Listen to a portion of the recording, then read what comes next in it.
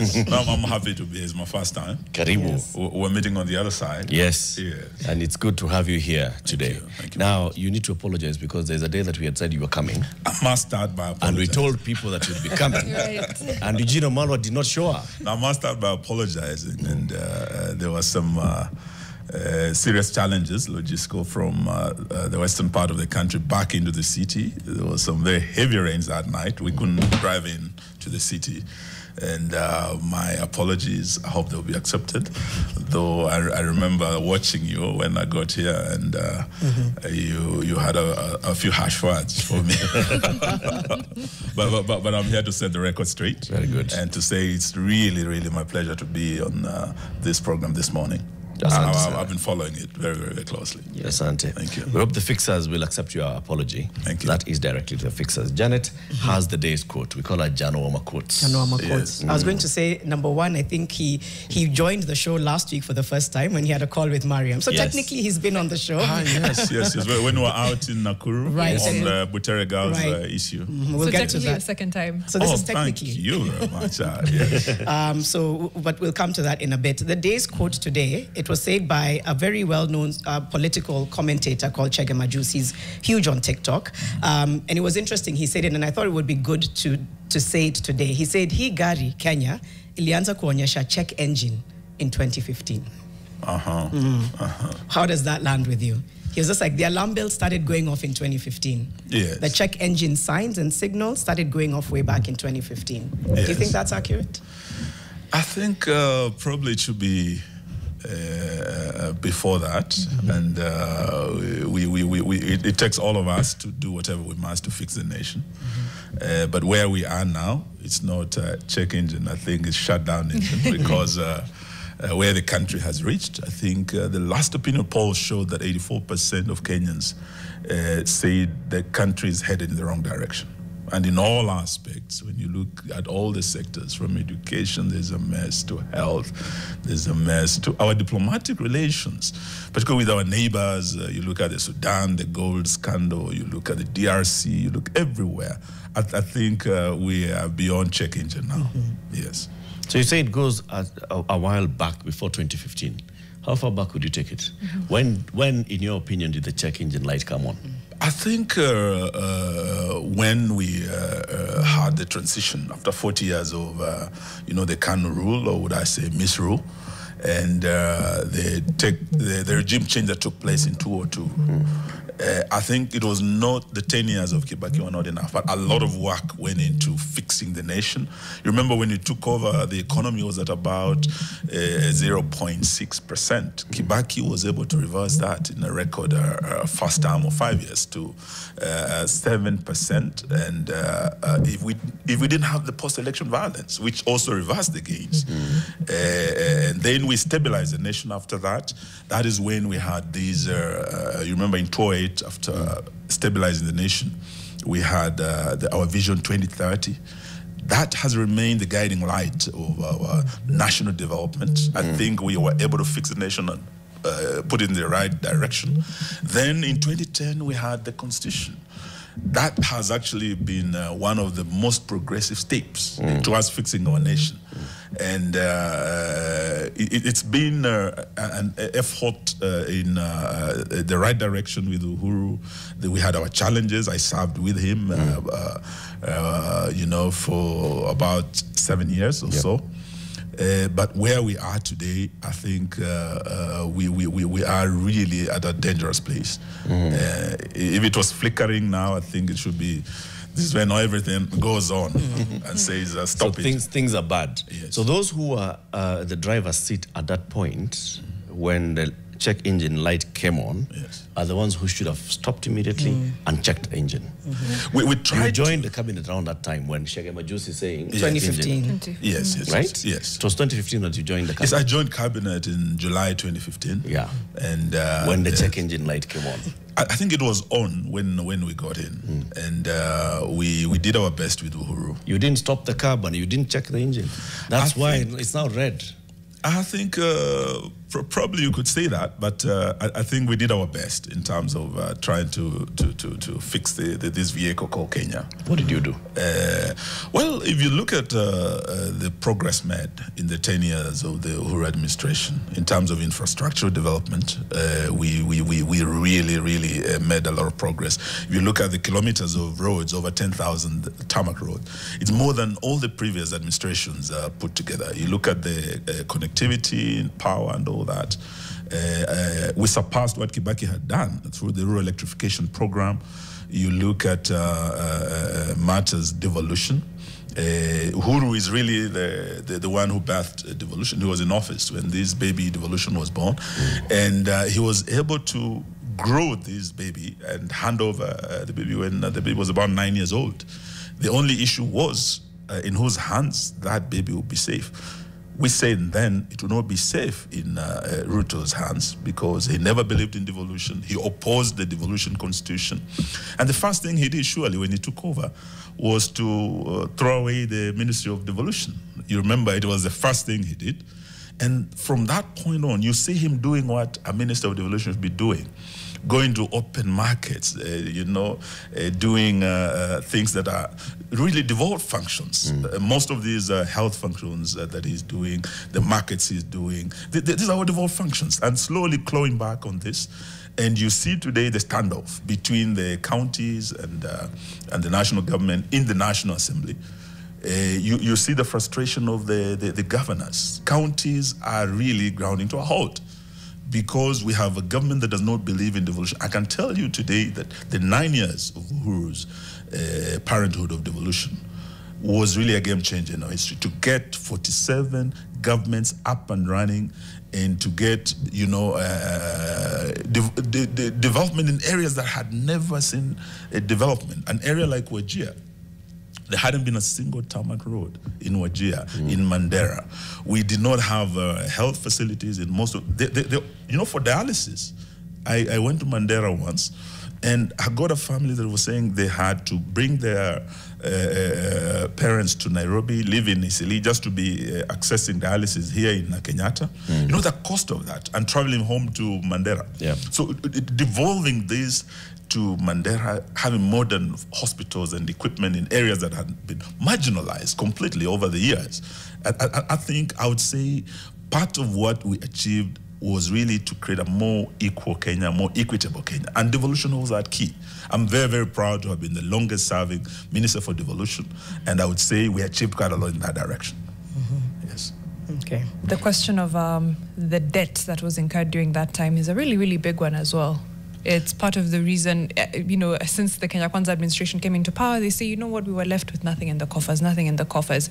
But still, we are seeing issues from that debt, struggling to repay, struggling to stay afloat. Then there's also now the question, for example, in today's daily, we never fully accounted for Eurobond money, and now we're seeing a similar situation where we have monies coming in for e-visas that's going into foreign accounts. It seems that there was also a precedent set for certain types of, whether it's corruption or irregularities as far as our finances are concerned, and then especially our appetite for borrowing from that Uhuru administration. I think I wouldn't really deny that the issue of debt has been a challenge, and but at least when you look at the 10 years of Uhuru, the money was borrowed not for consumption; it was for development. Most of these infrastructural developments you are seeing, you can see where the money was borrowed and where the money went. Now, this is the third year of this administration. When they came in, they said they would not borrow. In fact, they said they would raise taxes, ili tujitegemee. But they have raised taxes. 2023, they raised taxes. 2024, one of the streets as Azimio, and then, of course, now we are no longer Azimio, to oppose the taxes. 2024, Gen Zs came on the streets to oppose the same. Now, as we speak, 2025, we have the Finance Bill 2025 coming. More taxes are going to be added. But in spite of raising these taxes, Ruto has actually borrowed more within the same period than Uhuru. When he said, we will not borrow, we will raise taxes, but he's taxing Kenyans heavily, in fact, more than any other administration, yet still borrowing very heavily. And you can see the kind of the mismanagement of these national resources in terms of the way they are spending these resources. You look at State House. Do you really have to, keep renovating State House until the house has lost its soul? It's this is a very beautiful Victorian age building.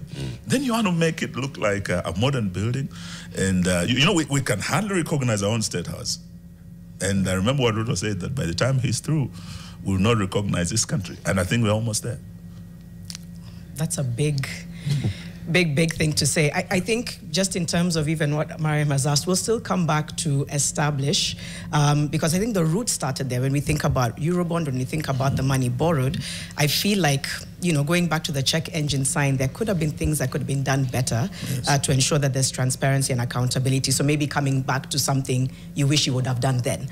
But before we come to that, let's go back to Butere Girls. We spoke to you last week when you were there in the middle of all the mayhem and chaos. Take us through where we are now, the update that you have, if any, and your thoughts on what that scenario has taught us about where we are in Kenya. Our law firm, Wamalwa and DHS, was retained by one of the alumni when she was told her school might be dropped from this festival because the play was a bit political and whatnot. She had been there in the same school, acting Shackles of Doom, and they faced similar challenges. But this time, my partner, Kenneth Chesa, went to go and got orders that this school be allowed to stage this play. So on the day they were to stage this play, actually, Malala, senator, was arrested in Nakuru. So we were there with Chesa and Busiega, another lawyer, part of our team, to try, first of all, to get Malala released. They retained him at this central police station in Nakuru town. Then overnight, he was transferred to Eldama Ravine. By morning, when we went back now to check on him, we were told, no, he's no longer in central police station. He's now in Eldama Ravine. So we had to, first of all, go to the venue to just ensure that the court orders we had obtained are adhered to. One, to allow them to present the play. Secondly, they were directed to allow actually the playwright to prepare the team and the director. What happened was these children were actually mistreated from their arrival in Nakuru, from where they slept. They were denied access to the playwright, Honorable Malala, who had been arrested. And just like a coach prepares a team, when you have a crucial match, you need your coach more than anyone else. Yeah. So if you are denied that, even psychologically, going into this crucial match, you're already disadvantaged, you're already intimidated. And this is what happened. But what really shocked us is that morning, we had the lawyers, we arrived at the gate, we are locked out. All the media houses who were present were locked out at the gate. Then even parents, the contingent of police officers there, ensured access to the venue was limited. So we are told these students go in and they are denied the audience because people have been blocked at the gate. Yep. The lighting had been interfered with. They could not do whatever they wanted because there's the lighting effect when you are changing and setting the scenes of a play. And it also happened that the sound system was interfered with. So when they realized, even the ungodly hour they were told to present, very early they were told to report there by 6. The hall was empty, the lighting was poor, the sound was poor. They realized the intention was to really ensure that either they don't perform, or even if they perform, they do not win. Yep. Because it was competitive. You had to put your best. But if you're disadvantaged from all these angles, then you realize you're not wanted here. So they did not have a conducive environment. They were psychologically traumatized from their trip all the way from Kakamega into the city of Nakuru. So when we arrived there, that was the situation. These girls did a very patriotic thing. They only sang the national anthem, and they told them that is all for today. When we were still blocked at the gate, they walked out, entered their bus, and the police now started, pushing everybody out. So we were there and insisted until they came out. We escorted them out. The minute they arrived, outside the compound, the police started the tear gas. We were tear gassed. All the lawyers, all the journalists who were there. And the previous night, the journalists had really been terrorized. Those who were with Malala, there was tear gas. And we must really thank you, the media, for really being a partner in the democratization process of our country. Because if it wasn't for those journalists, the world would not have known the story of the suppression of a beautiful play by our children, showing really what is happening. Because this is a mirror. It is a reflection of who we are today. When you look at the health sector, the SHA thing, when you look at the education sector, the issue of the new university funding model, it is a mirror of showing what is happening across all our sectors. And our children were just showing us, this is how you look. Now, you don't smash the mirror for looking ugly. It is you who is ugly, not the mirror. Not the mirror. Yes, and even when you look at most of the plays that have been acted, I was actually a drama buff. I loved drama in school. In Chewayet, I was one of the leaders of the drama club, and I emerged one of the best actors in my O-levels. In A-levels, in Gendia High School, we became the national champs. And at that time, we had this satire about the colonial situation, the building of the Kenya-Uganda Railway, and how the colonialists were treating the Maasai, the Nandi warriors, and making their way. So it was political. But Moi allowed us to go to State House. In fact, I was saying a very unkind thing. I was the Mzungu, guy leading the construction of the railway. Right. I was mistreating Africans. But I was epitomizing the worst of colonial atrocities committed against Africans by an administration that was there before. Moi sat there and watched me. Of course, at one point I noted him frowning because I was saying a very unkind thing about the Nandi warriors and what they were doing to, how primitive they were, stopping development. But we were allowed to present.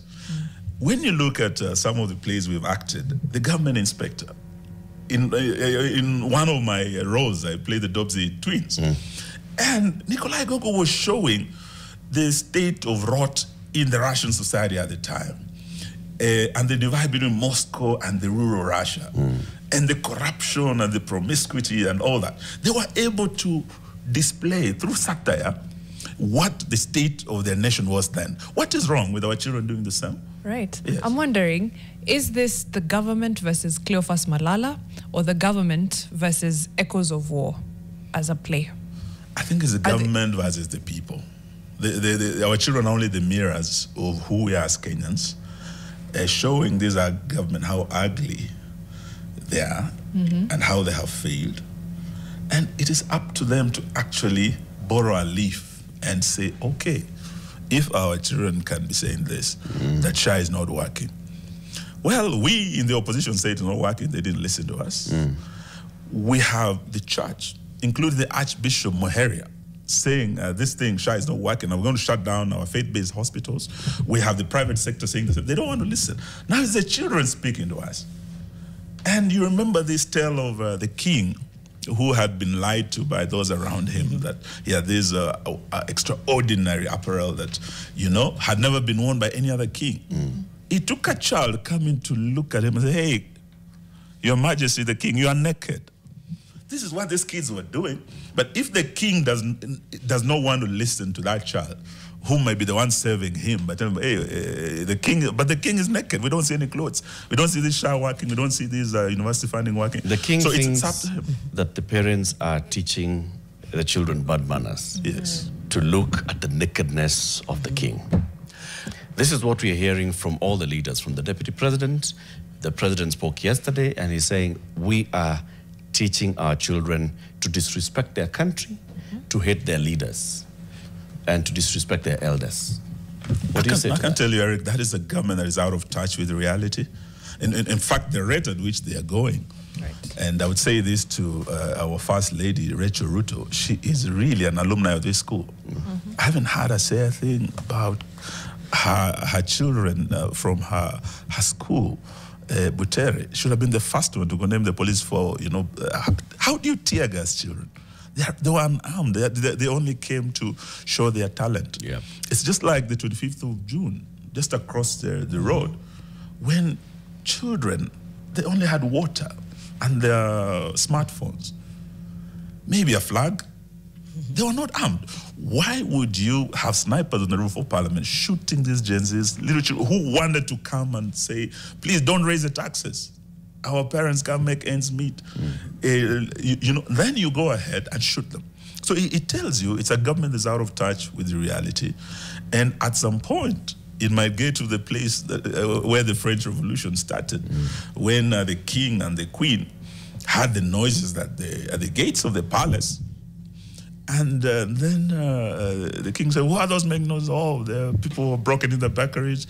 There's no bread. Then the queen said, if they don't have bread, why don't they eat cake?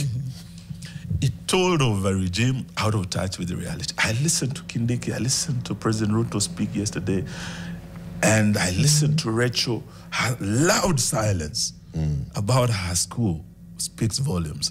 It's like Queen Marie Antoinette, who is there saying, let them eat cake. If they can't, play that, then let them try something else. Please listen to the children. Eugene. Listen to the children. Even the Bible says some of these things will be hidden to the elders, but shall be revealed to the children. You really think they're out of touch? I think they are. You think the manner in which they've handled this thing are not hearing that these are echoes from the entire republic? I think the entire republic has spoken. They are not listening. Now the children have spoken, and you tear gas them. The children come to a parliament to speak to you, and you shoot them. Then after that, you abduct them and continue killing them. What kind of a country is this? What kind of a government is afraid of its own children? That question on Utovu and Nidham, we'll play the bites when we come back from the break.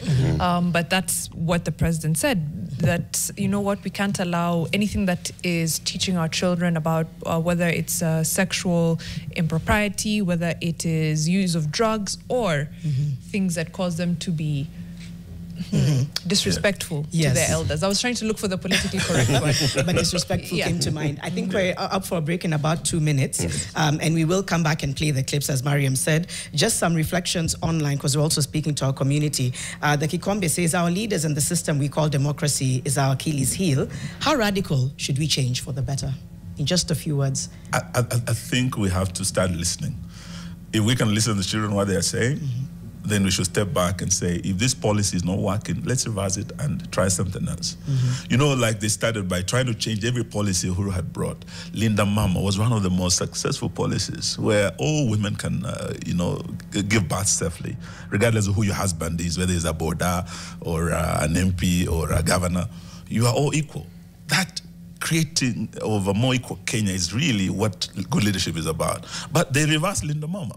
It's just until the other day they returned it. We had things like Kazi kwa Vijana, Kazi Mitaani, and they reversed it. So really it's about listening. If we can just do the listening, we can change this country. But we don't have a listening government. We have a know-it-all government. We have a president who is spending a lot of taxpayers on advisors, who cannot advise him, who he advises on how to advise him.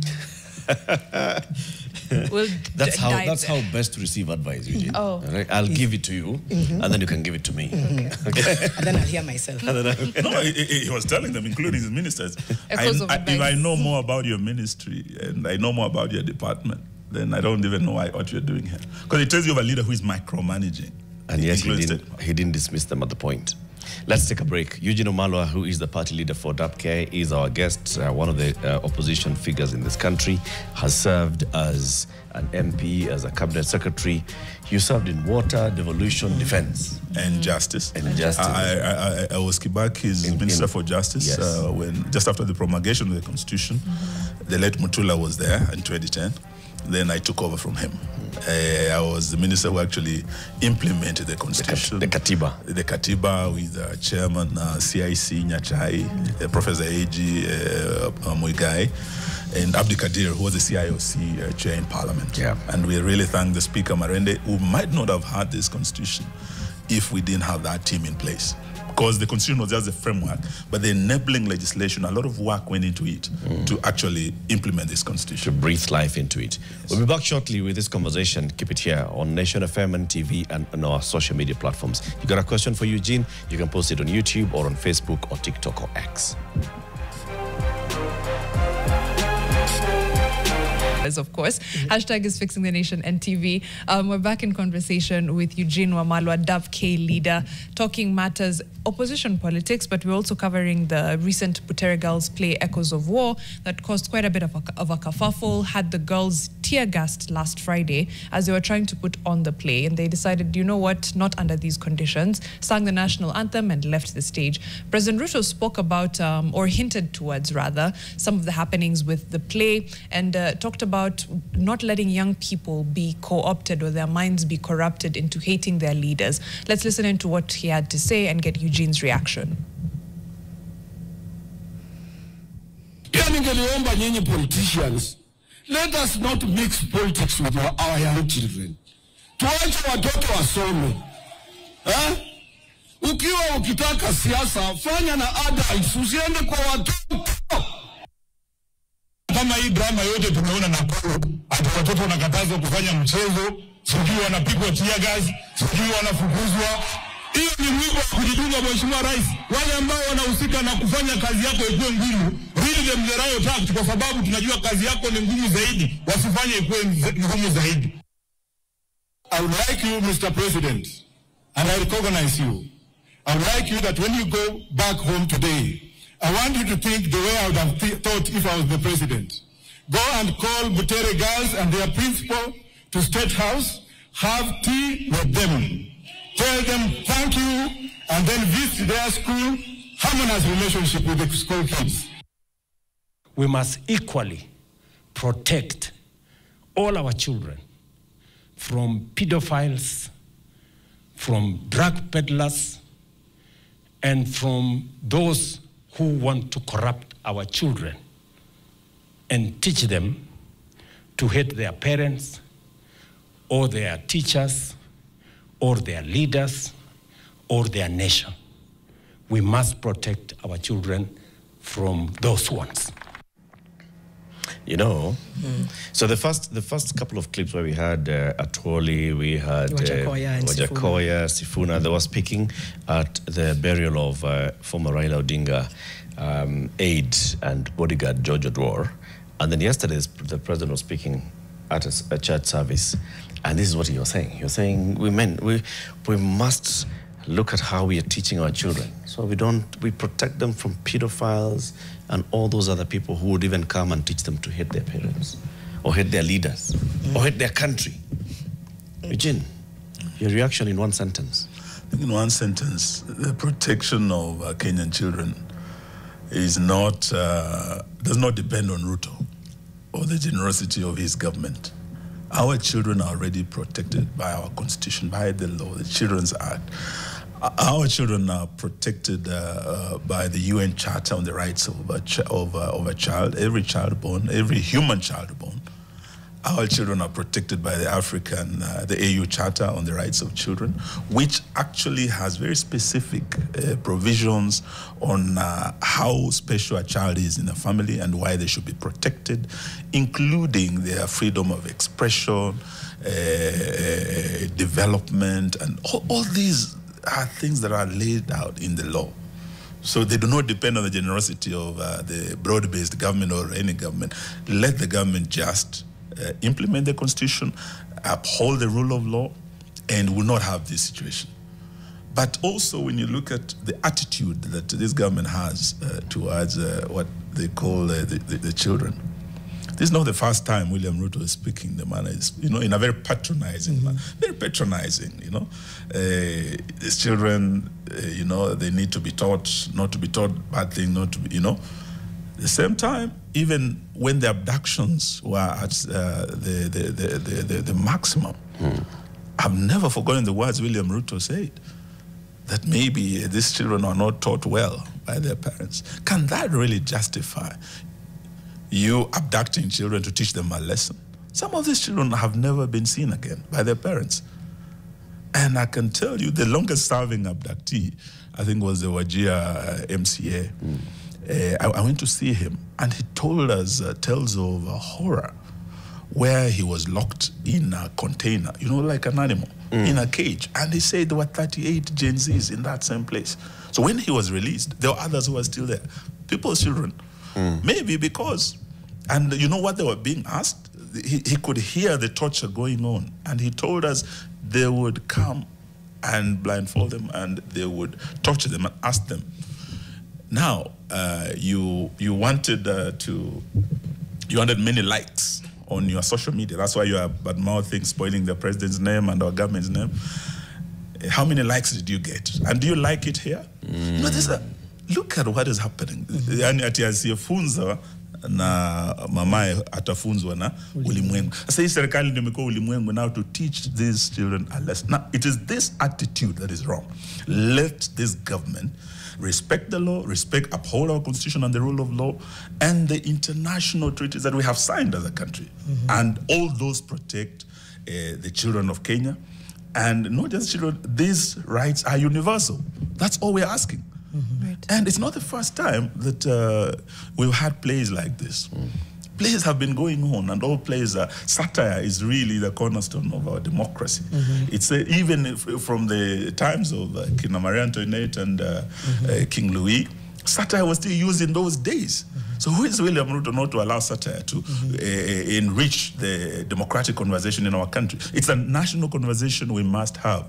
It is also, when you look at the play, it is talking about that intergenerational war, not a real war. Saying you, the elders, must listen to us. You are here now listening. Most of our national assets for 30 years. We don't have a say. That intergenerational equity is lacking. And they're saying, you can't just call us children. We must be at the table. You must listen to us. That's all we need to do. Otherwise, we're on the menu. I'm thinking, last year, if we were having this conversation, and seated across from me was perhaps John Badi or Hassan Joho, they would have probably said exactly what you've said. Which makes me think that our opposition politics is only when it's convenient. I think it's a matter of principle. It is true that we have all-weather politicians, but also in this country, we have politicians who are principled. You know, when the JM karaoke assassination happened, there were leaders who actually were in cabinet, like Masinde Muliro, Elijah Mwangale, who said, no, this government has killed JM. They were fired. We have this NADCO report. I was at Bomas. Then I realized at the end of the process, the focus was really on what was politically expedient. You know, the positions being created for the prime cabinet secretary, for leader of opposition with 2 deputies, for more women rep. Then, when asked, but where is the cost of living? Did we go on the streets 23 because of Musalia's position? No, that's not what we're demonstrating. It's about the cost of living. It's about Mama Mboga. It's about the Wanjiku issue. There was no Wanjiku issue on that table. So I declined to sign. But there are colleagues who saw it politically expedient to sign. Well, it is their right. So I would agree with you that sometimes it can be convenient politically. And what we're having in Kenya is really a sacrifice in principle at the altar of political expediency. It's happening. Even those who have been with us in the opposition, who have now gone into government, like Mbadi, when you speak to him now, he's not the same guy I was with in Kamukunji when we were demonstrating. In fact, he has become more Zakayo than Zakayo himself. Really? And we are watching him very closely. What do you mean by more Zakayo than Zakayo himself? No, in terms of, I mean, since he went in, has he lowered a single tax? Has he changed anything?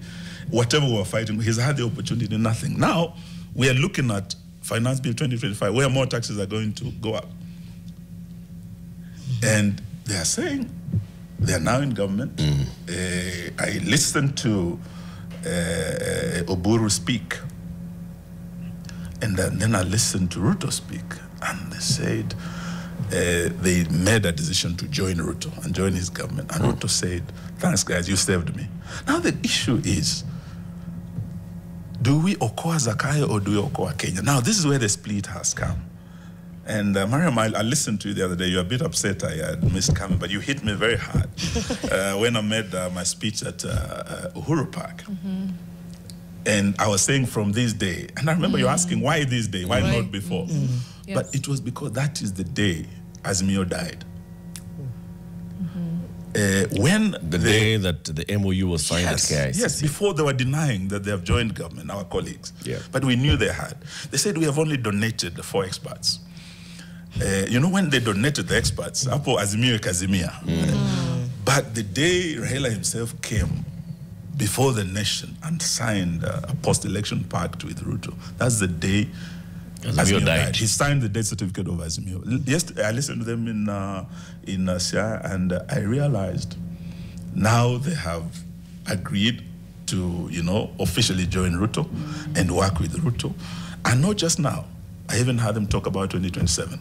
So today, as we speak, we want to tell Kenyans that, yes, Azimio is dead, but sometimes my late brother Mike used to say, sometimes a good idea gives way to a better idea. Azimio was a good coalition, but I want to tell Kenyans not to lose hope. It's giving way to a better coalition. We're assembling a better coalition that will send Zakayo home. A coalition is really the way to go anymore. It just seems like they come together, then they disintegrate. Is there? They have nothing holding them together. They have nothing holding them together. So you hear coalition, I think it used to restore some hope. Oh, these giants coming together. Now there's that fear that it's fractured often pretty soon after it's formed. You still think they're the way to go? It's the way to go because you realize a divided opposition. Because the first thing an autocrat does is really divide and rule. And Ruto is a student of Moi. He was a professor of politics. He was able to beat a combined opposition after the multi-party democracy elections in 1992. Why? Because Kibaki was running, Matiba was running, whoever was running, Jaramogi, we lost. 1997 again, Wamalwa was running, Gil was running, Raila was running. You know, Moi beat them. He got 36% of a combined opposition had almost 70%. They lost. But in 2002, we learned our lesson. And when the opposition came together, and they brought the NAC, National Rainbow Coalition. That's the only way we were able to bring regime change in this country. Now, in 2027, we want to promise Kenyans, we've learned our lessons.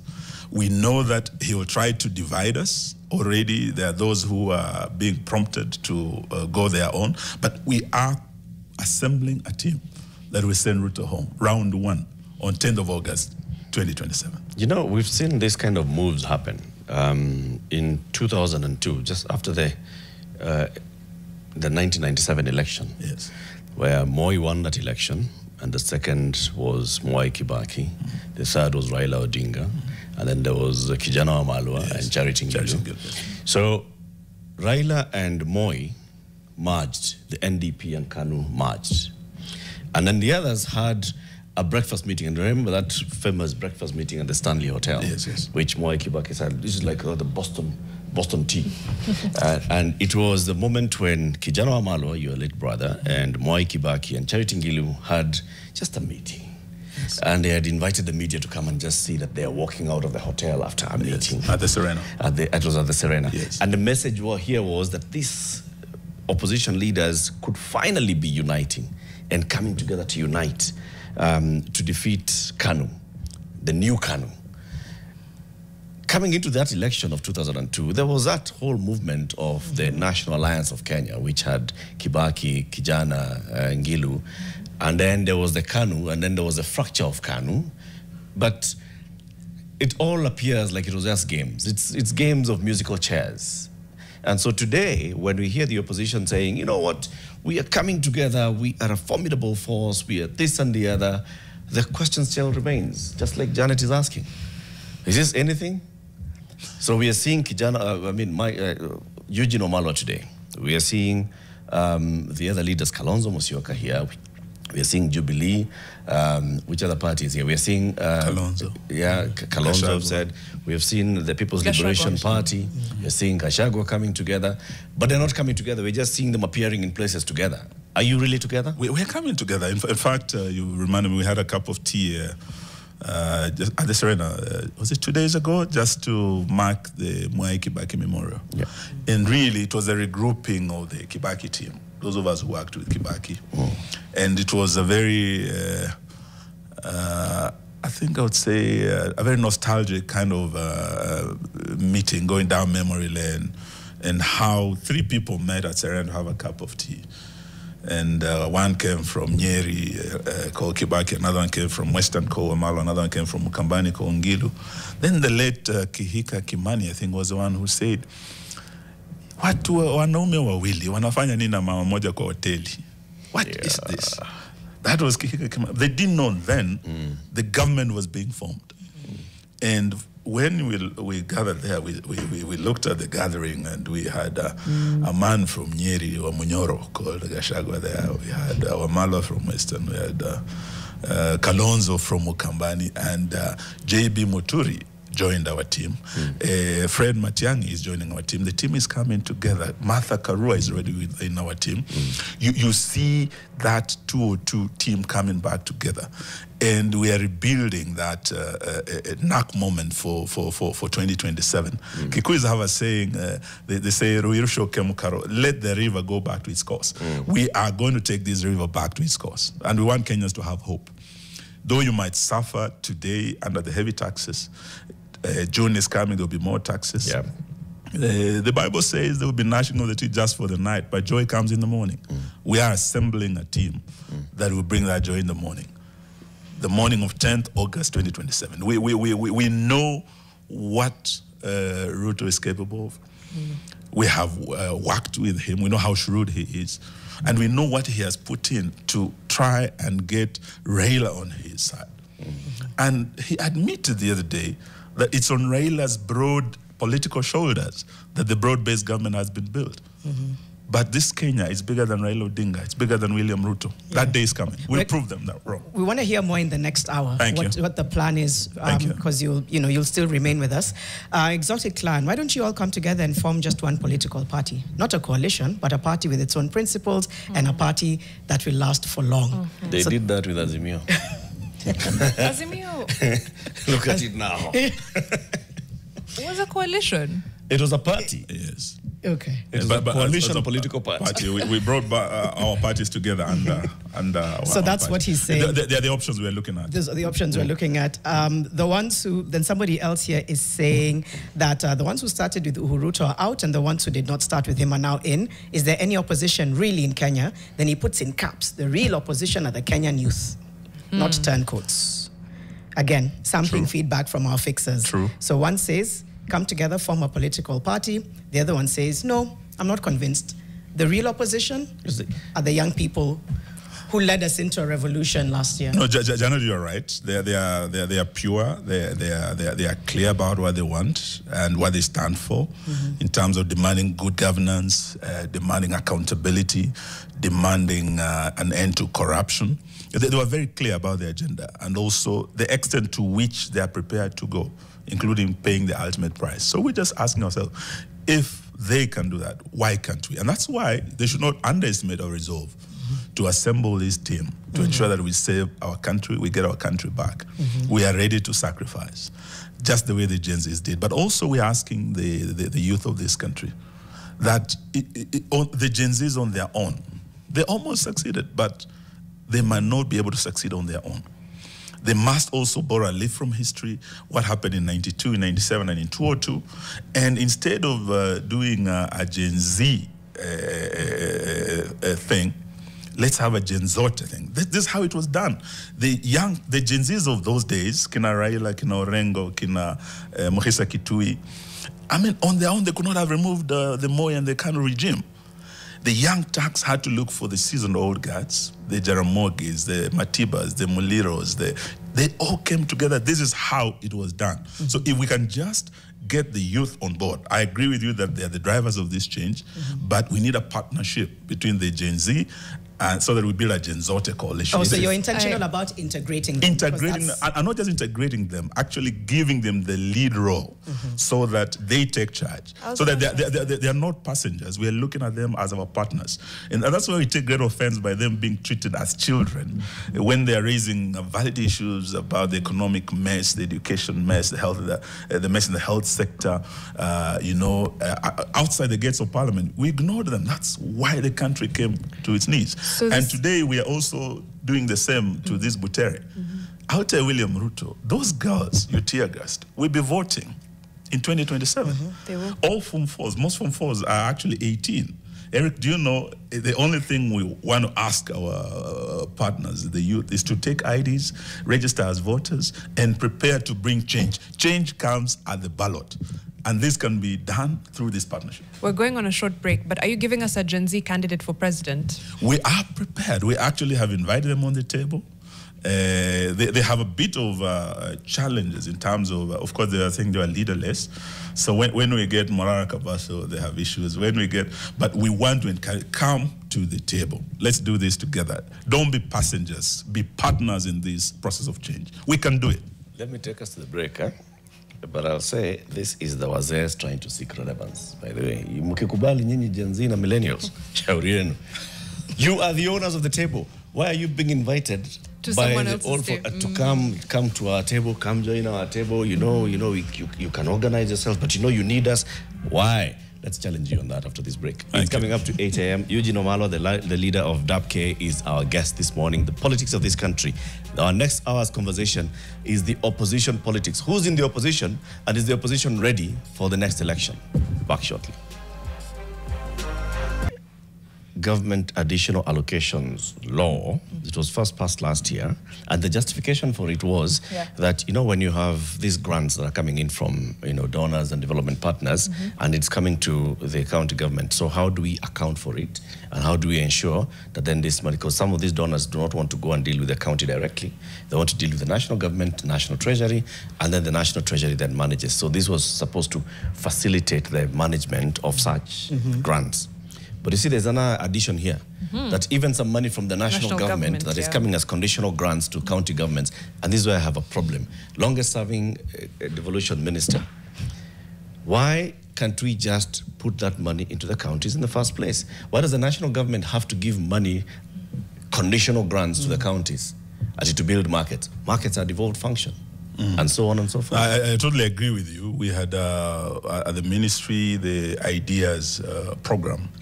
This was really a support program by the EU and so on, the instrument of the devolution development. And we were able to give counties about 100 million each to put up a market. Say in Kisii, you have bananas, you put up a banana factory. In Migori, we have these sweet potatoes. I went there to launch this. So if we're able to give this money to the counties in terms of these markets and whatnot, they can do it. Even this fertilizer thing, the national government controlling it is really not necessary. The agriculture is devolved, things of markets, they're all devolved, but there's an element of, political manipulation. When you see the president going all over, 6 days, opening about 10 markets, so I brought you this market up. The president doesn't have to do that. If you have a minister for devolution, you've given a grant to this, the minister, I would fly from here to Kwale, mimi nafika huko peke yangu, your ticket, I go there, I meet Governor Mvurya, we go to Kombani, we open the market, I come back. What I've spent there is not more than 100,000 or so, just my logistics. A president leaving State House here to go to Kwale to open a market, I can tell you, you are talking over 200 million, more than the worth of that market. So I'm agreeing with you that, and I agree with what the Honorable Raila said when there was this funeral, the president was there, that things of these markets, things of this, even these housing things, planning, these are devolved functions. Why does the national government have to get involved? Including matters of these health workers, saying no, county give 50, I give 50. It is because of that manipulation, and counties should not allow this, because the two levels of government should actually be distinct.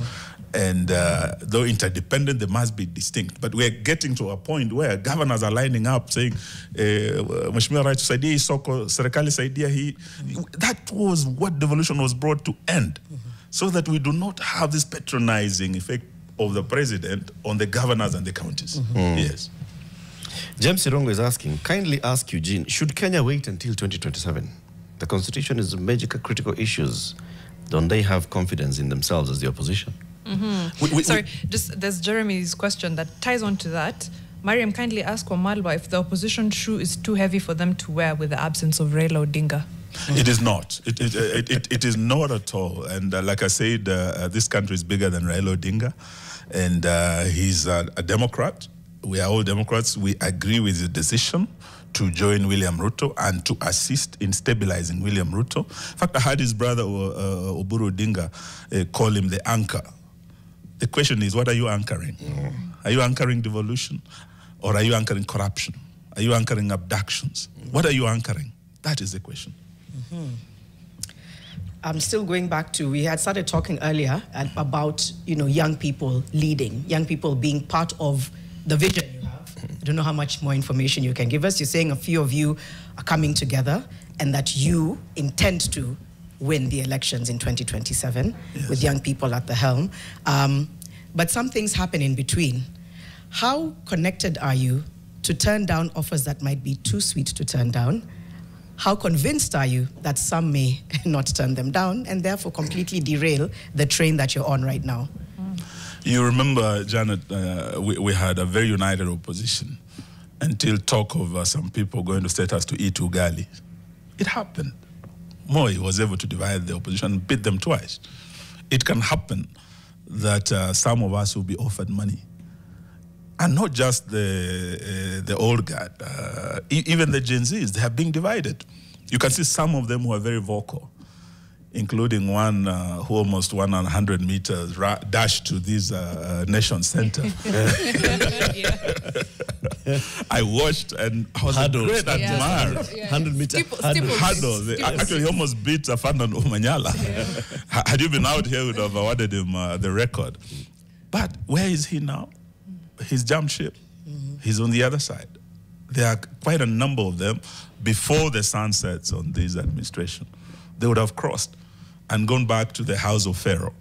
But there are those who would still go on and get this country to Canaan. There might not be those who said, we'll take you to Canaan. There might be other leaders.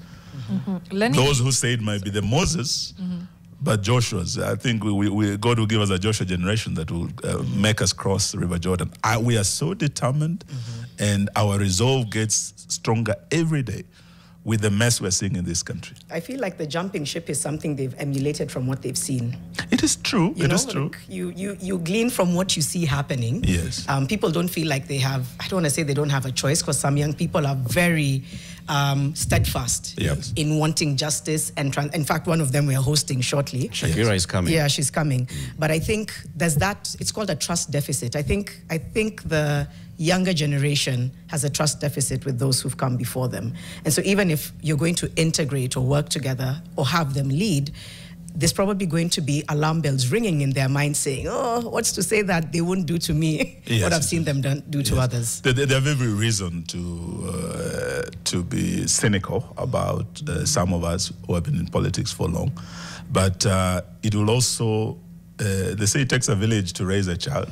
So it will take a whole country and intergenerational kind of partnership for us to rid this country of this corrupt regime. They cannot do it on their own. We cannot do it on our own. Once we agree on that, then we should take this as a mission that we must have as a joint mission to save our country. If we want our country back, we must make sacrifice. You know, something that happened, Uko Jangwani, at one moment, God summoned Moses.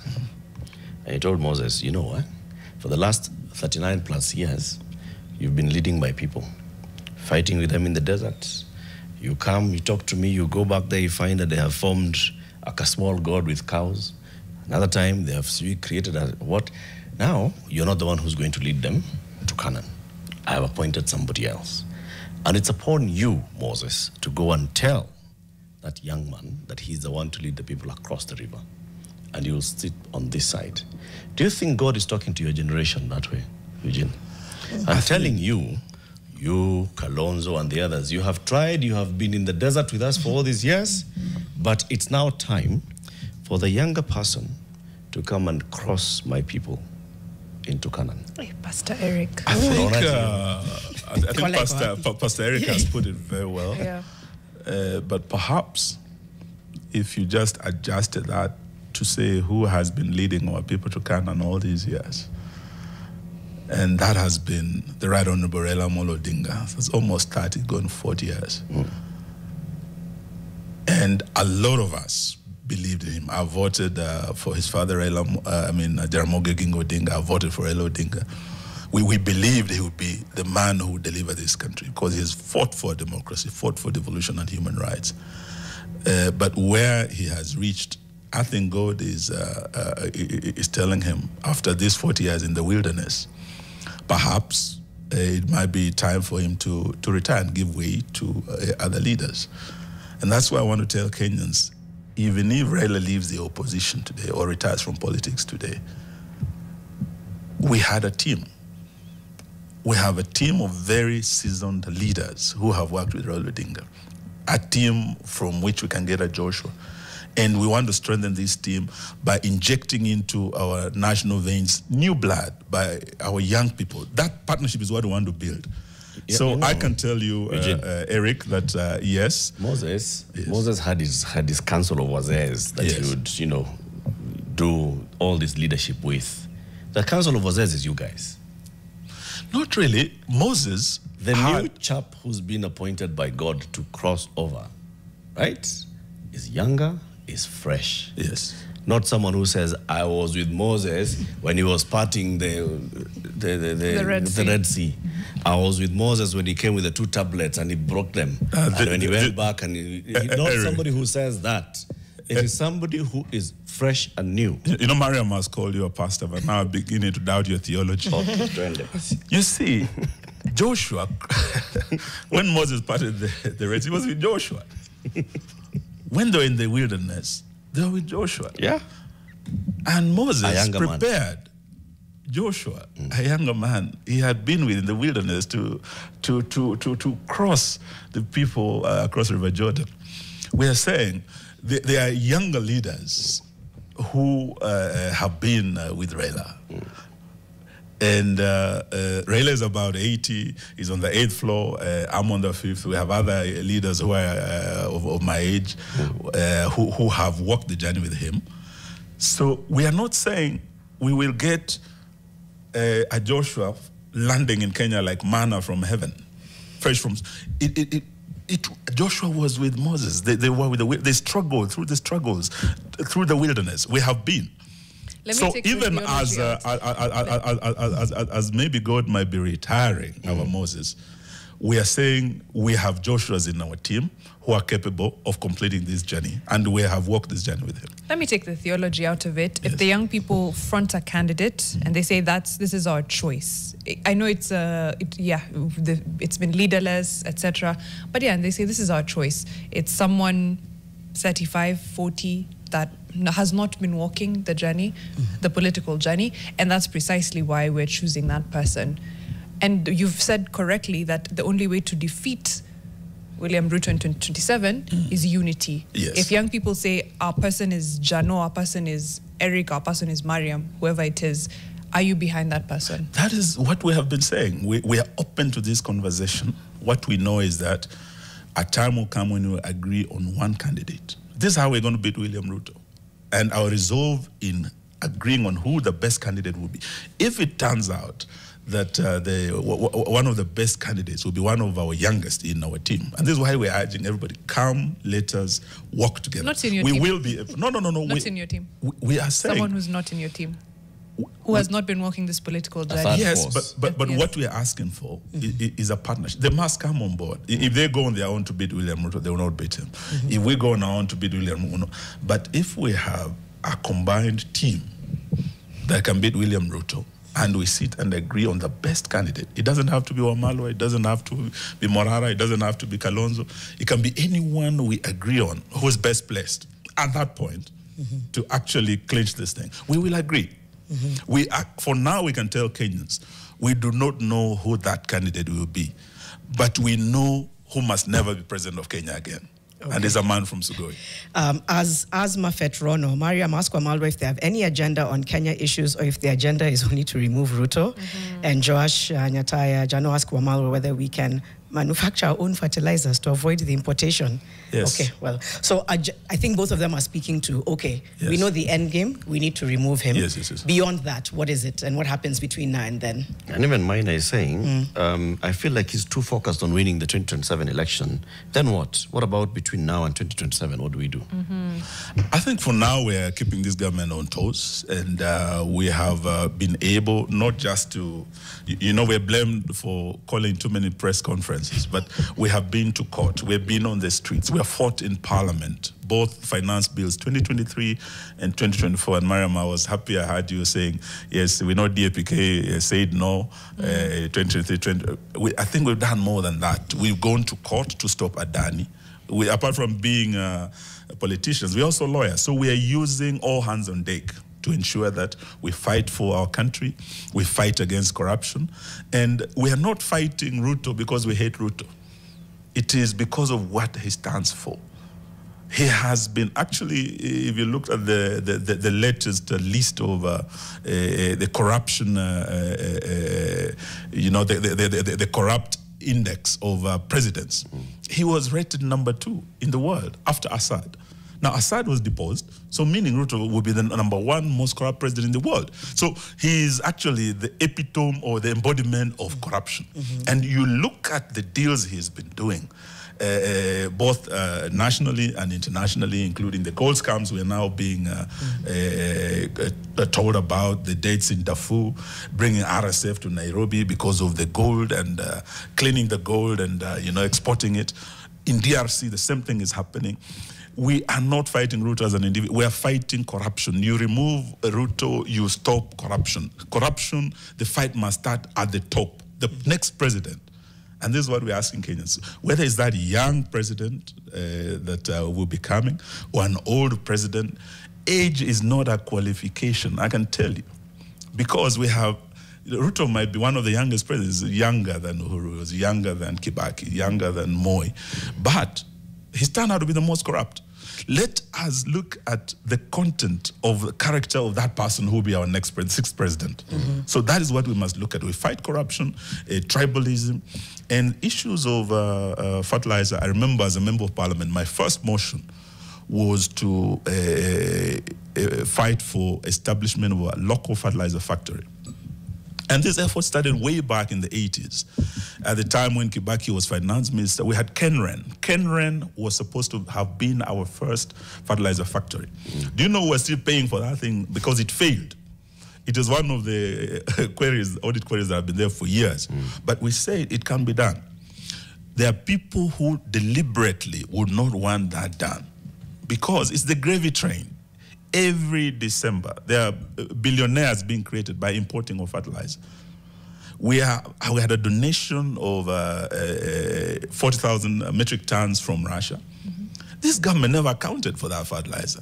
Instead, that fertilizer was actually mixed with some sand and packed. This is where you found the fake fertilizer scandal.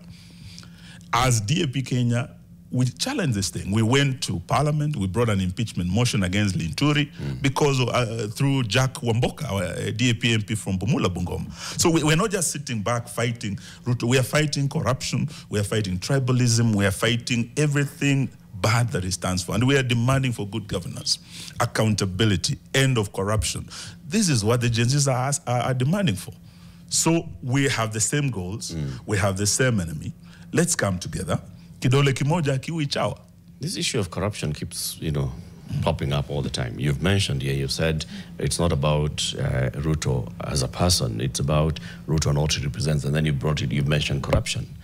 2 weeks ago, former Attorney General was here, and he was asked, is Ruto corrupt? He said, absolutely irredeemably. Former Deputy President, who is now among you, also spoke about corruption and saying this government is a business enterprise, a kind of government. So what is all these issues that all of you keep talking about, corruption in this government? Where exactly is the corruption? I think, let us start by saying we have the most, I think Gachagua put it right, that commercial enterprise, but it is a highly transactional government. that is deeply corrupt, that would anything you see William Ruto pushing very hard, there is a deal in it. I saw one of the papers called State House, the House of Deals. I think if you've watched the House of Cards, I think they should have called it the House of Cards, because every card Ruto plays, there's a deal in it. When you look at these, you remember the G2G, the oil deal. There was a commission in it. And there's a reason why they keep extending that thing. It was supposed to have ended last December. It has been extended. Internationally, crude oil prices have dropped, but that benefit has not come to, and because some people went to Dubai and locked a deal. They are making money out of it. We had this thing of KNTC. You remember when they said they were going to import edible oils and lower prices of commodities. 16 billion was put in some moribund entity called KNTC. An entity that had not even seen a billion for many years. But it was a vehicle for siphoning these funds. And William Ruto and his friends, the minister and the others, they shared that money. Kenyans never got benefit for their money. That money never lowered prices. That edible oil never benefited Kenyans, but people pocketed 16 billion. You look at SHA, you look at these e-citizen that Ruto has been pushing very hard. I think it's Mariam who said, you see these things, money going to private accounts, and a web of, some mysterious companies formed in Dubai. I can tell you today, Dubai is the bedroom of William Ruto and his cronies. Even these strategic national assets, they want to privatize.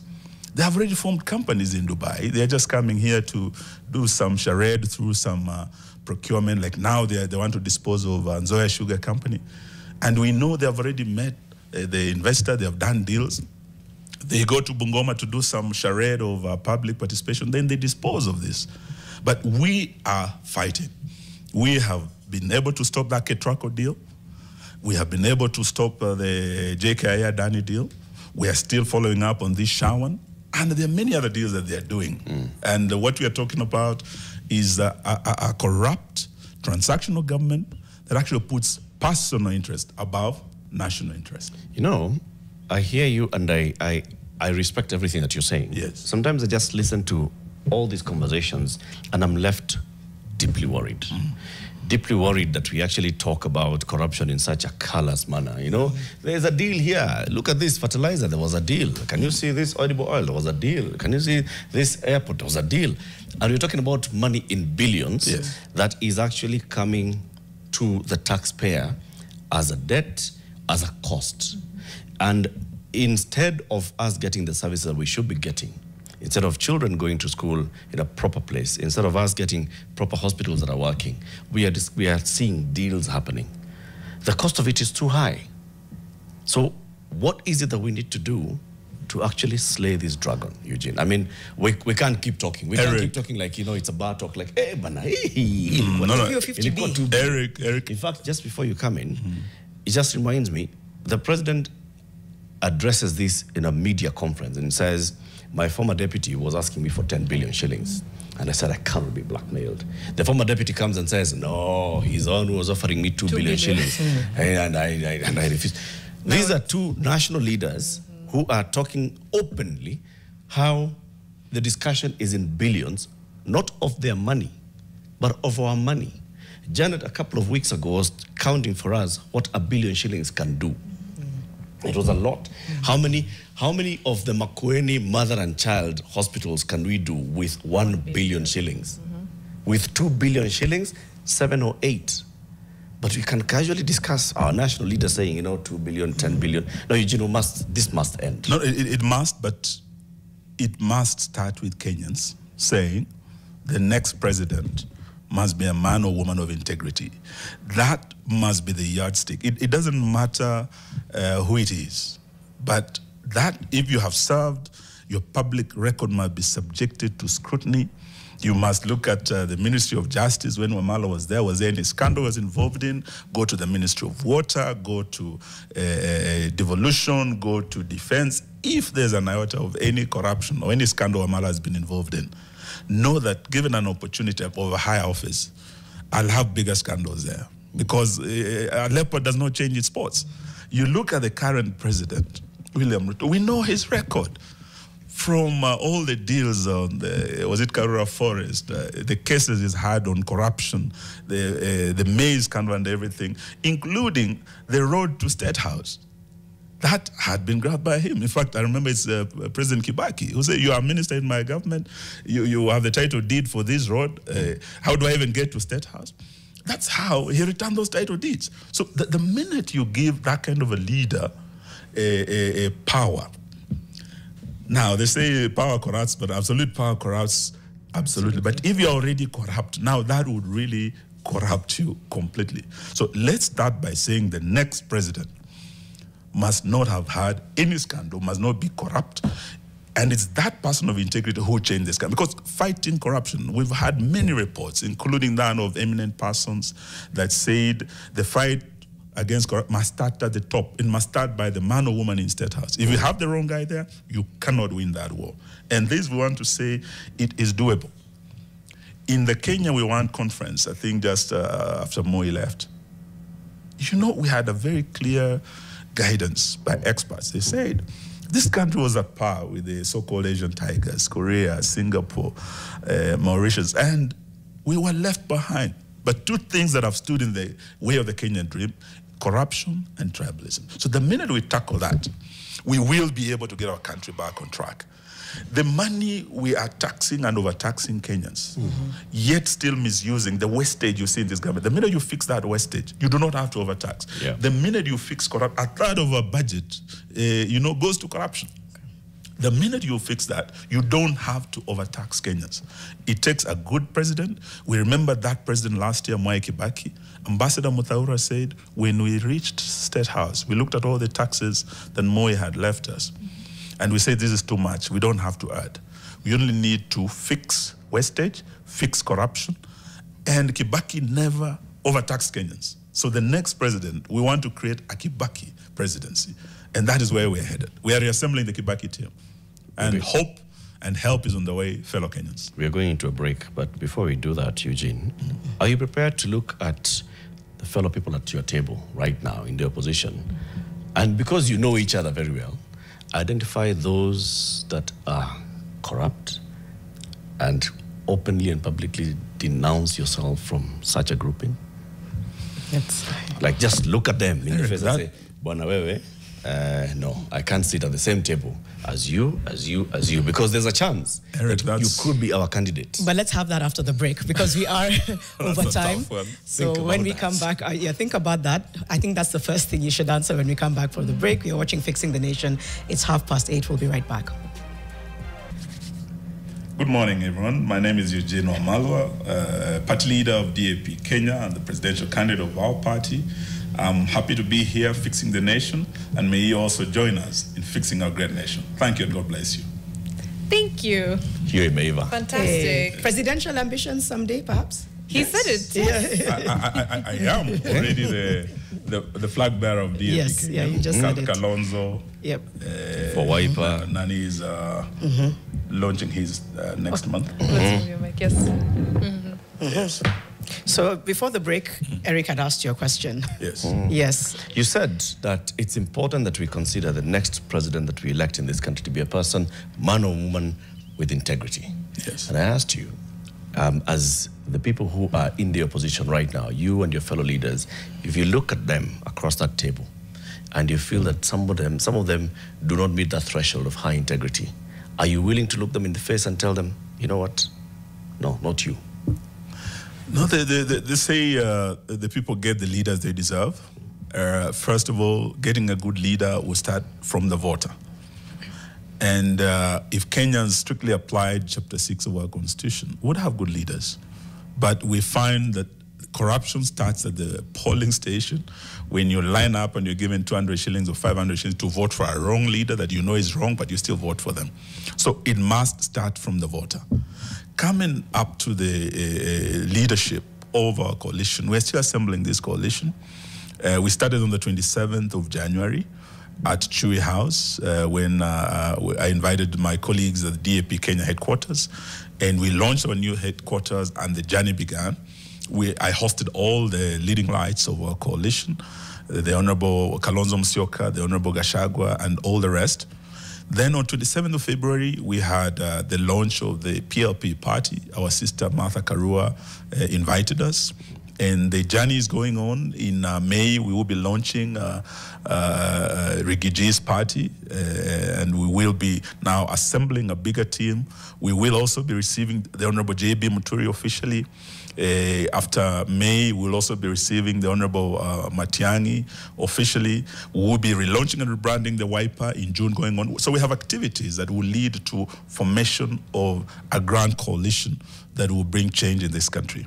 That team also of leaders who are also presidential candidates, I have already been cleared by my party to be the presidential candidate for the Democratic Action Party of Kenya.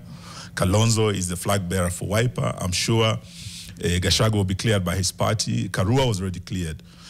We will be setting teams in terms of assembling this team, in terms of the policy changes we want to bring. We have experts working with us, and we'll also have experts in guiding us in identifying that candidate.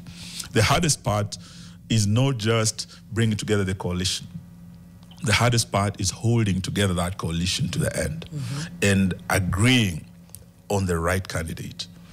But we have learned our painful lessons from the past. We know a divided opposition against a dictator, against a corrupt president who has primitively amassed wealth is, the undoing of the opposition. So we have a team of eminent persons and experts who will help us in identifying the best candidate amongst us.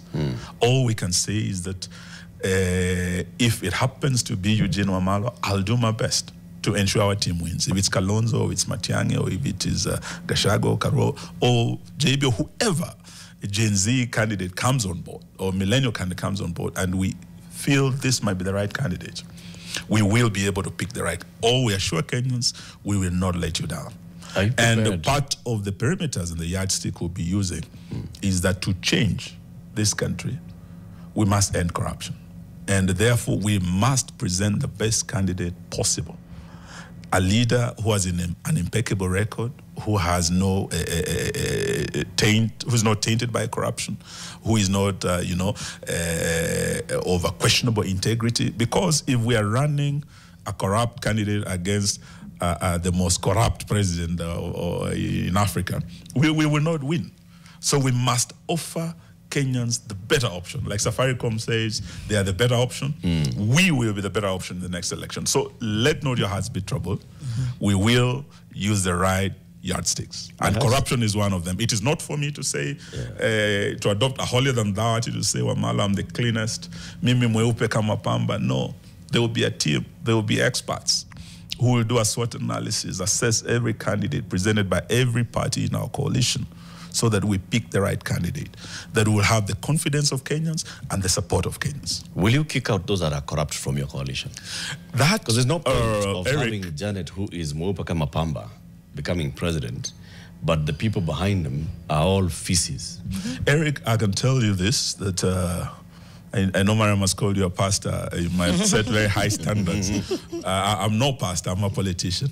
And I've never been that holier than thou kind of politician who can say, no, I'm better than this one should not be. No, there will be a very fair process of identifying the flag bearer. But in terms of our supporters, because there are politicians who are supporting us. There are religious leaders, private sector, civil society. There are all sorts of people supporting us, including Tuwale Chokora. And kura, hata kura ya bishop na ya malaya yote inafanana. Kura ni kura. Supporters cannot, you can't say, I don't want this one, I don't want that vote, or I don't want that support. But the candidate must be, like Caesar's wife, above reproach. Those are the standards we're going to set to the candidate. But not to those who join us to campaign with us. Those who are dissatisfied with Kenya Kwanza, the Mamambogas, the boda coming to us. We cannot say, no, we don't want your support. We don't want the support of that one. We welcome the support of all Kenyans who believe we have a wrong man in the State House and who want change, who believe the bad policies of this government is hurting them and corruption, and they want change. We welcome their support, but as to the candidate, will apply very high standards. There are many questions on social media, and we'll be looking at them shortly. I just want to throw in this one. What if a third force emerges?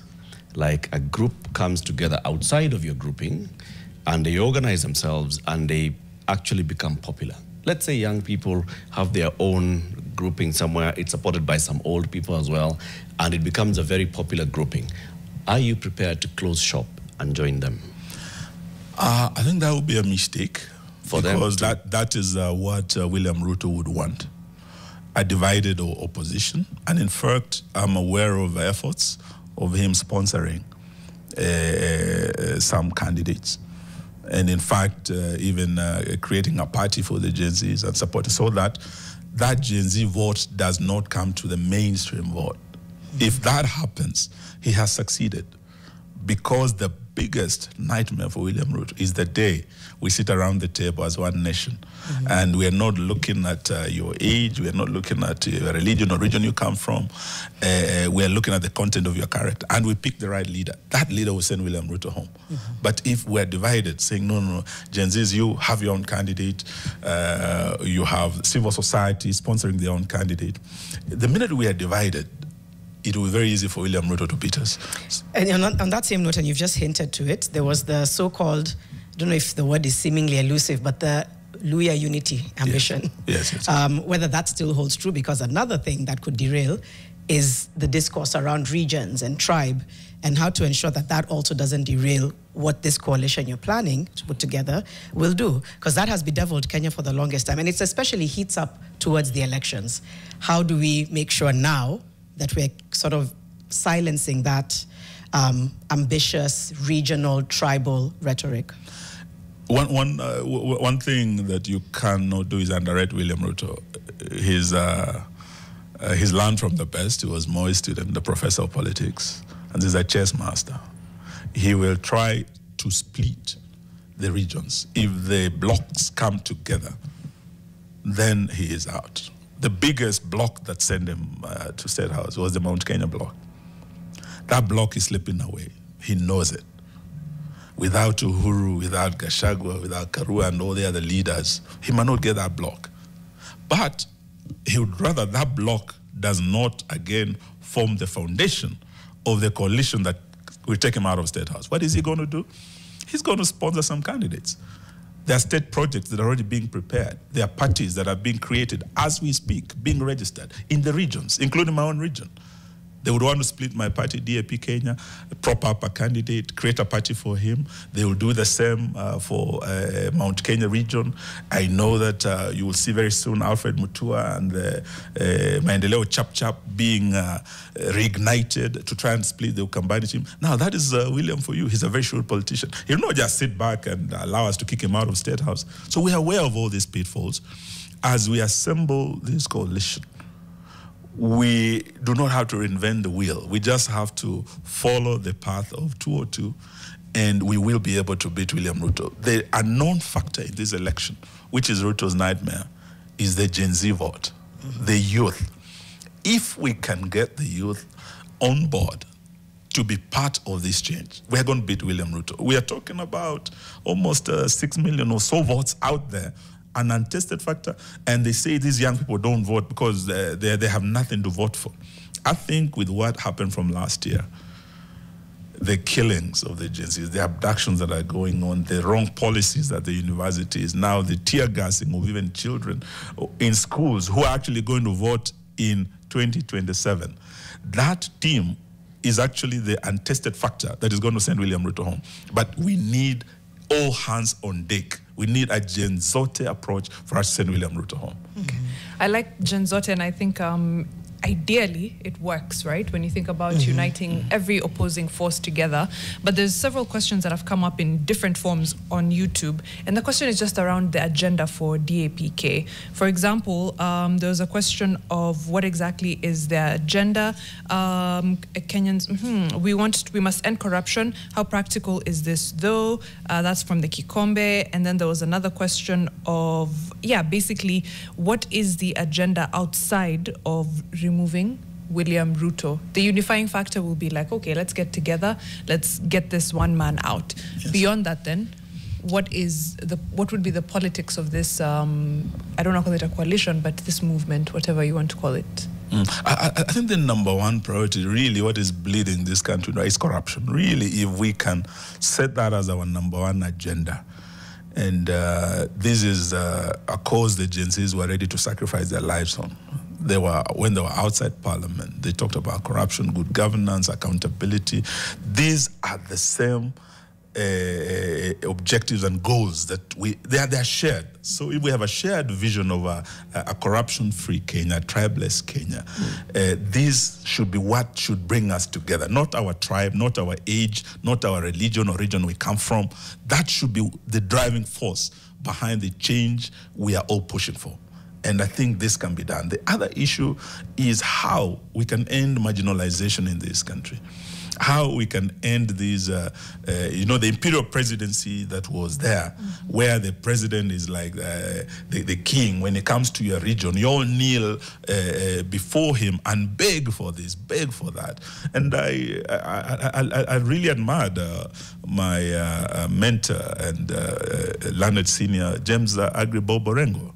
Orengo stood his ground and corrected his colleagues who are there begging and falling over each other, kneeling before Ruto. Please, President, please.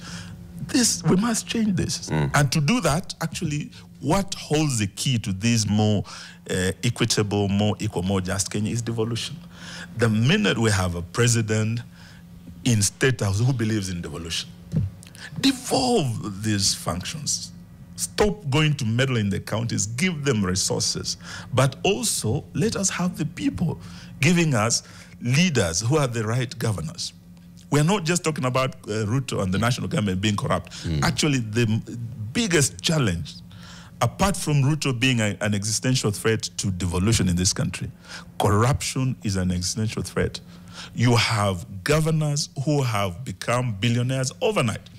A governor goes in, maybe all he owned was 40 acres of land. How do you justify within 2-3 years a governor having 500 acres of land, others having 1,000 acres of land? You have people crying for water in Mandera, and you have a billionaire governor here with hotels in Nairobi, with from Turkana to all these corners. Yeah. The billionaires, actually, if we were to check the lifestyle, have a lifestyle check on the governors as they entered and when they left, this is where the problem is. Fixing this nation starts with fixing corruption. Fixing corruption starts with leadership of integrity. That is all we are praying for. And we have leaders of integrity in this country. We want to present this to Kenyans as a choice and the better option for Kenyans. How do we identify a good leader? I think it starts with a record. Eric, if you are a thief, right from Primo, geometrical set imepotea hapa, pencil ya mtu. You can't hide this face. You remember your best friends in school. You go for break, unarudi, you're checking your bag, something is missing. You go to the dome in secondary, you come to Parliament, you go to cabinet. Someone's character, is known. And once one has that character or that habit of stealing, the Chinua Achebe said, a leopard can never lose its spots. And that's from the record of that MP in his constituency. Kama aliiba pesa ya CDF, akikuwa governor, ataiba pesa ya county. Akikuwa minister, ataiba pesa. Lakini akiingia state house, ndiye ataiba Kenya yote. National treasury yote. Suddenly things will change. I just want to wrap up with a conspiracy theory that I've seen now twice on our X and on YouTube. And sometimes you think maybe not, but maybe. This is game changer. You can never trust politicians. Eugene said that Ruto will sponsor a candidate to dilute Gen Z votes. What if this Eugene brigade is the team that Ruto is sponsoring and the whole Gachagua saga was a circus for a potential handshake in 2027, leaving out Gen Z and millennials? That's one person, but it was also echoed by a different person, I think Yusuf on YouTube, who said more or less the same thing. Following, let me get his exact comment, but it was more or less the same. I'm scared Wamalwa team could also be a Ruto team through Gachagua. I mean, he's saying we can't underestimate Ruto. I think time will tell. Time will tell. But we have Kenyans of integrity who believe in a better Kenya, who are coming together and assembling a team that when we present to Kenyans, Kenyans will say, okay, this is definitely a better option than our Sugoi man, than Kasongo. Eugene, thank you very much for joining us. Somebody actually also sent a message and said, Eugene, weka social media handles za DAP-K. I have thought long and hard, and I think it has reached the time for me to part ways with my beloved ODM party. That's mashallah. Thank you. We will do that, and we welcome them on board. We have quite a number who have already moved from ANC, because when Musalia Mudavadi decided to join Ruto's party, UDA, there are many Kenyans who do not believe in UDA or Ruto leader. They've come to DAP Kenya. I would want to welcome him to come. There are quite a number who have, since the broad-based government disagreed with their ODM, and they're coming to DAP Kenya and other parties. We welcome them. This is the beauty of our democracy, that you have choices. Yes. But also that choices have consequences. If as a leader you make wrong choices, don't think your supporters will follow you blindly. If you decide to climb the tree with Zakayo, wanasema aliyeju mungoje chini, they're waiting for you down there. They might cut the tree down. DAP-K party leader Eugene Wamlawa has been our guest. Thank you for joining us today. Eric. And yes, we'll be watching. We'll be watching the moves that you make. We'll be watching the moves that are also happening elsewhere politically in this country, and we'll invite you again and again. Keep it here for more. In the next hour, we will be hosting a lady who I think she's mostly remembered from that moment during the demonstrations where she clung onto the fence. Where was this? I think it was and the police were outside, saying, Tokeni hapa. the cathedral.